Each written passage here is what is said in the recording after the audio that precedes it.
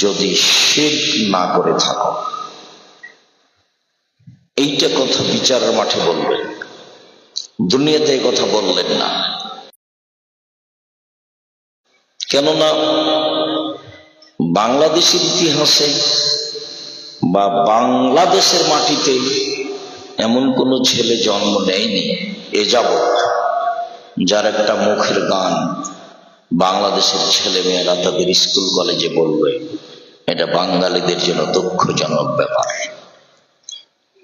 বাঙালিদেরকে ঠাকুরের গান চয়ন করতে হয়েছে, অথচ ঠাকুর বাঙালিদের শত্রু, ঠাকুর মুসলমানের শত্রু, ঠাকুর ঢাকা বিশ্ববিদ্যালয়ের শত্রু, ঠাকুর জাতির শত্রু। ভারত বাংলাদেশ পাকিস্তানের লোক যেদিন ইংরেজদের হাতে নির্যাতিত, সেদিন ঠাকুর লন্ডনে মুছ পাকায়। সেই ঠাকুরের গান আমার ছেলে মেয়ে বলে। আমি আব্দুর রাজ্জাক বিন ইউসুফ দেহে শ্বাস থাকাকালীন ঠাকুরের গান বলতে দিব না, বলবো না ইনশাল্লাহ। দেখি কতদিন টিকে থাকতে পারি। ঠাকুরকে আমি যত ঘৃণা করি পৃথিবীতে, আমি তত ঘৃণা কাউকে করি না।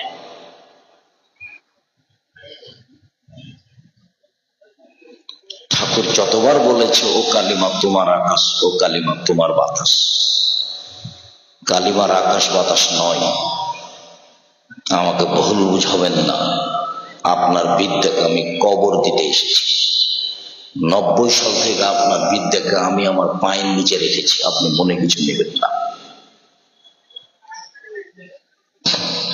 সম্মানিত দিনী ভাই বোন, আপনার রাগ করার কিছু নেই।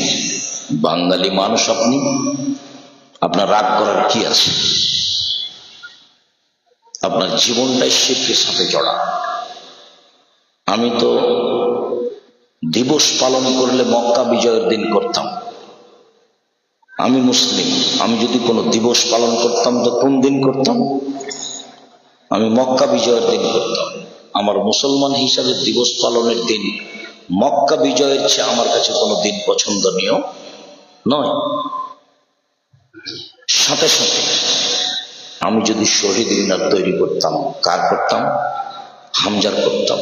আল্লাহ রাসূল বলছেন সাইয়্যিদুশ শুহাদায়ে হামজা ইবনে আব্দুল মুত্তালিব, শহীদদের সর্দার হামজা ইবনে আব্দুল মুত্তালিব। পৃথিবীতে যত শহীদ হয়েছে, যত শহীদ হচ্ছে, কিয়ামত পর্যন্ত যত শহীদ হবে, সবার সর্দার কে? হামজা রাদিয়াল্লাহু তাআলা। যেহেতু আমি তার করি না, কিয়ামত পর্যন্ত কারোর জন্য করব না, দেহে শ্বাস থাকাকালীন করব না ইনশাআল্লাহ। বিচারের মাঠে আল্লাহ বলবেন, আদম সন্তান, তোমার পাপ যত আমার ক্ষমা তত, তোমার পাপ যত আমার ক্ষমা তত। তোমার যেই পরিমাণ পাপ আমার সেই পরিমাণ ক্ষমা, তোমার যেই পরিমাণ পাপ আমার সেই পরিমাণ ক্ষমা, যদি শিরক না থাকে। প্রত্যেক দিন আল্লাহ তাআলা আকাশ থেকে নেমে আসেন রাতের 3 ভাগের 2 ভাগ পার হওয়ার পরে। প্রত্যেক রাতে পৃথিবীতে যখন যেখানে রাতের 3 ভাগের 2 ভাগ পার হয়, তখন তিনি আকাশ থেকে নেমে আসেন পৃথিবীর সব মাটিতে। প্রথম আকাশে নেমে এসে তিনি বলেন, তোমরা কিছু চাও কি? চাও, চাইলে দেবে। তোমরা কিছু আমাকে বলো কি? বলো, শুনবো। তোমরা আমার কাছে ক্ষমা চাও কি? চাও, ক্ষমা করে দেব। মাইয়াদুনি ফাস্তাজিবা লাহু, যে আমাকে ডাকে আমি তার ডাকে সাড়া দিব। মায়াসলনে ফাউতিয়াহু, যে চাই যা চায় তাকে তাই দিয়ে দেব। মায়াস্তাগফিরুনি ফাগফির লাহু, যে আমার কাছে ক্ষমা ভিক্ষা চায় তাকে আমি ক্ষমা করে দেব। ফজর পর্যন্ত বলতে থাকেন। আমি তখন ঘুমিয়ে, আপনি তখন ঘুমিয়ে। এটা মানাই না। মুখখান চুপটি করে থাকেন কেন? কিছু বলেন না কেন?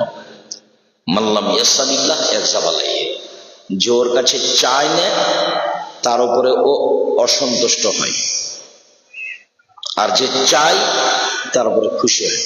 ঠিক বলেছ, আমি তো দিতে পারি। বলো, আরো বলো, আমি তো দিতে পারি। চাইলে খুশি হয়, না চাইলে বেজার হয়। তার নাম আল্লাহ। তো আল্লাহর সাথে জড়িত পাপ ক্ষমা নেওয়া সহজ, মানুষের সাথে জড়িত পাপ ক্ষমা নেওয়া সহজ নয়। যেমন জেনা মহাপাপ, মহাপাপ। রাসূল সাল্লাল্লাহু আলাইহি সাল্লাম বলছেন, অবিবাহিত ছেলে মেয়ে যদি জেনায় লিপ্ত হয় তাহলে তাকে 100 লাঠি পিটিয়ে এলাকা থেকে 1 বছরের জন্য তাড়িয়ে দিতে হবে। তিনি বলেন, আস-সাইবু মিস-সাইবু আর-রাজম, বিবাহিত ছেলে মেয়ে যদি জেনায় লিপ্ত হয় তাহলে তাকে ইট ঢেল পাথর দিয়ে মেরে মেরে মেরে ফেলতে হবে।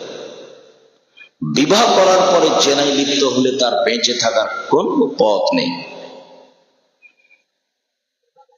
এরপরেও যদি তার বিচার না হয়, সে যদি আল্লাহর কাছে ক্ষমা চায় তাহলে আল্লাহ তাকে ক্ষমা করে দেবেন।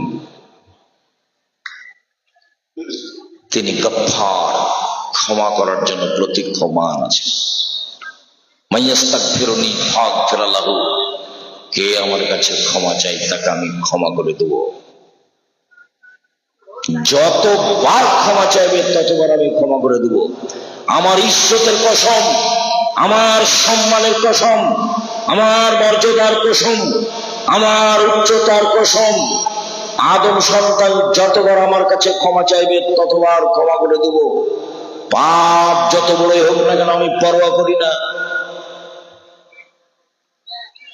আর যদি মানুষের সাথে জড়িত পাপ হয়, দোকানে বসে আড্ডা পিটছেন আর বলছেন অমুক ব্যক্তি খারাপ, বললেন খারাপ, এখন ক্ষমা নেন দেখি, চলে যান এবছর উমরায় দিয়ে আর আসেন না, কিয়ামত পর্যন্ত কাবা ঘরের গিলাপ ধরে বলতে থাকেন যে আল্লাহ আমি অমুকের বদনাম করেছি, ক্ষমা করে দাও। আপনার মরা পর্যন্ত ক্ষমা চাইতে চাইতে যদি কোনোদিন ক্ষমা হয়ে যায় তাহলে ইসলাম ধর্ম মিথ্যা, ইসলাম ধর্ম সত্য নয়। আপনি মানুষের বদনাম করেছেন, আল্লাহর কাছে কান্নাকাটি করে ক্ষমা হবে না, এটাই চূড়ান্ত। কোথায় ক্ষমা আছে? যার বদনাম করেছেন সেখানে ক্ষমা চান। এই ছেলে, ওই যে পিছন দিকে কথা বলছে তুমি শুনতে পাও না? তোমরা যারা দায়িত্ব পালন করছো তারা কি করছো? ওই যে পিছনে গল্প করছে, তার তো হিসাব নেই। গত বছর আসা যায়নি সেজন্য মন্তব্যের শেষ ছিল না। আজকে উপস্থিত হয়েছি ঠিকই নিজ নিজ স্থানে গল্প করছি। আপনার গল্প শুনতে এসেছি আমি, আপনাকে আমি ধর্তব্যে রাখি কোনোদিন না, ভুল হিসাব আপনার। আপনি আমাকে গল্প দেখাচ্ছেন কেন? আপনাকে তো আমি সম্মান করতে চাই, আপনি নিজেকে পশু প্রাণীর মতো দেখাচ্ছেন কেন?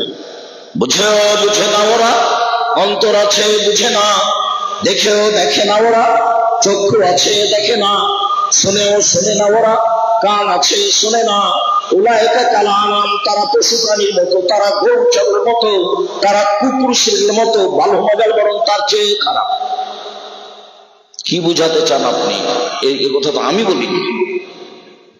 জাতির যদি রাস্তাঘাট করে দিতে না পারি, জাতির যদি স্কুল কলেজ করে দিতে না পারি, জাতিকে চূড়ান্ত সঠিক ধর্ম দিতে পারবো ইনশাল্লাহ। ধর্মের ব্যাপারে জাতিকে ফাঁকি দিয়ে পরকাল হারাতে রাজি নই, এই হিসাব কোনোদিন করি না। আপনাকে রূপক কিছু শোনাতে হবে এটা আমার কোনোদিন প্রয়োজন হয়নি, আর আপনাকে হিসাব করে আমাকে দুটা কথা বলতে হবে এরকম প্রয়োজন আমার জীবনে কোনোদিন হয়নি। 90 সাল থেকে মাঠে আছি, 90 সালে যেভাবে ছিলাম আজও ওইভাবেই আছে আলহামদুলিল্লাহ।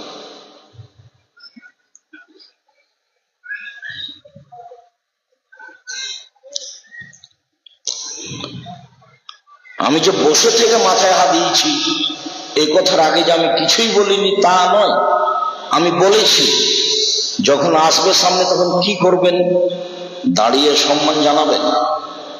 তা হাসি দিয়ে উত্তর দিয়েছে, মুখে বলেনি। তখন আমি বলেছি অল্প দিন বাঁচতে এসে পরকাল হারাতে রাজি নই, যা হবে হবে। অল্প দিন বাঁচতে এসে পরকাল হারাতে রাজি নয়। মরা তো একদিন লাগবে, আজ হোক আর কাল হোক, সেই প্রস্তুতি নিয়েই থাকতে হবে। যেহেতু মরাই লাগবে, শ্বাস বন্ধ হইলে দাপট শেষ। 17 বছরের ক্ষমতা তো আপনি দেখলেন 45 মিনিট। 17 বছরের ক্ষমতার সময় কতটুকু? 45 মিনিট। খুলনার অঘোষিত সম্রাটের সাথ শিকদার মাথায় হাত দিতে পারেনি মেয়ে। আর ফেরাউন 1700 বছর নেতৃত্ব দেওয়ার পরে 2-3 মিনিট, এই ডুবলো 2-3 মিনিট ক্ষমতা দেখিয়ে, দাপট দেখিয়ে, অন্যায় অবিচার করে, জুলুম করে, নির্যাতন করে, রাহাজানি করে, মানুষের বদনাম গীবাত করে, মানুষের প্রতি অন্যায় অবিচার করে, মানুষকে জেল হাজতে দিয়ে বেঁচে থাকার চেষ্টা করবেন না। মাটির মানুষ, বাস কালকে চলে যেতে হবে। নরম হয়ে অল্প উপার্জন করে, উপার্জনের পথ 4টে। একটা দিন মজুরি, সন্ধ্যায় টাকা শেষ হবে, করেন, মরলেই শেষ। আর একটা চাকরি, সাধারণত 25 দিনে বেতন শেষ হবে, 5 দিন ধার কর্জে যাবে। আর একটা হলো জমি চাষ, হয় সমান সমান, না হয় লস। আর এটা হলো ব্যবসা। তখন আল্লাহ রাসূল বললেন, সত্যবাদী বিশ্বস্ত ব্যবসায়ীরা নবীগণের সাথে জান্নাতে থাকবেন। হে আবার কেমন উপার্জন, অবাক উপার্জন। ব্যবসা বাদাম বিক্রিও হতে পারে, ব্যবসা বিদেশের সাথে ইম্পোর্ট লাইসেন্সেও হতে পারে। বড় থেকে বড়, ছোট থেকে ছোট, যে ব্যবসায় প্রতারণা নেই, ধোকা ফাঁকি নেই, সে ব্যবসায়ী নবীগণের সাথে থাকবেন। আমি এ কথা বলিনি, এ কথা মুহাম্মদ সাল্লাল্লাহু আলাইহি ওয়াসাল্লাম বলেছেন। সম্মানিত দিনী ভাই বোনেরা, অল্প দিন বাঁচতে এসে কারো ক্ষতি করার চেষ্টা করবেন না। যে না যত বড়ই পাপ হোক, যদি আল্লাহকে বলে আল্লাহ আমার ভুল হয়েছে, আমি জিন্দেগিতে এই কাজে আর যাবো না, ইনশাল্লাহ এই পাপ ক্ষমা হবে। সুদ মহাপাপ। সুদের পাপের ভাষা শুনলে অবাক দেওয়ায়। পৃথিবীতে সুদের পাপের ভাষা যেমন, এরকম কোন পাপের সাথে ভাষা আল্লাহর নবী উল্লেখ করেননি। অবাক ভাষা। তিনি বলছেন, মায়াকুলু দিরহাম রিবা ইয়াল আসাদু মিন সিত্তাতি ওয়া সালাসিনা জিনিয়া। কেউ যদি জেনে শুনে 1 টাকা সুদ খায়, 36 বার জেনা করে যত পাপ হবে, 1 টাকা সুদ খেলে তার চেয়ে বেশি পাপ হবে। 36 বার জেনা করে যত পাপ হবে। জেনার পাপ তো একটু আগে জানলেন। অবিবাহিত অবস্থায় যদি জেনা করে 100 লাঠি পিটিয়ে 1 বছরের জন্য এলাকা থেকে তাড়িয়ে দিতে হবে। আর বিবাহিত পুরুষ নারী যদি জেনা করে, তাহলে তাকে ইট ঢেল পাথর দিয়ে মেরে ফেলতে হবে, তার বেঁচে থাকার কোনো সুযোগ নেই। আর এখন